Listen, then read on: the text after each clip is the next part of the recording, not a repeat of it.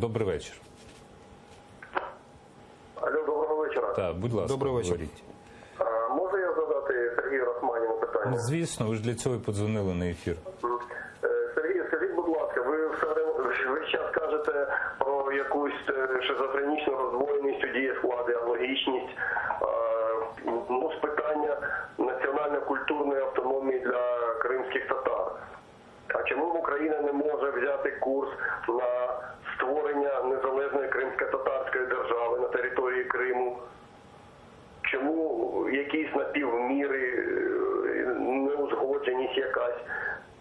Тобто, ми ж самі підкладаємо якусь бомбу уповільненої дії. Не захочуть там в Закарпатті чи на Буковині собі отаких національно-культурних автономій. Це спричинить якусь таку ланцюгову реакцію відторгнення. Я вас переб'ю, просто я вас переб'ю. І тут я не знаю, чи йти на допомогу Сергію чи ні, тому що є одна проста теза, на відміну від Закарпаття, від Буковини, там що завгодно можете називати. У кримських татар немає іншої батьківщини, ніякої. У угорців є Угорщина, у румун є Румунія, у поляків є Польща, у білорусів є Білорусь, у росіян є Росія, у українців є Україна. У татарів є Крим, і вони є корінним народом, більше того, вони мають навіть право на самовизначення. І зрештою, це їхнє право.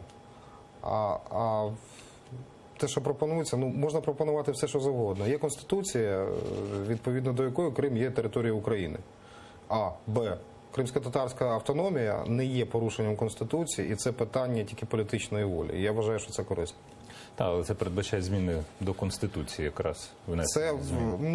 Це передбачає зміни до Конституції, але сам факт не порушує 13 розділ Конституції. Це ж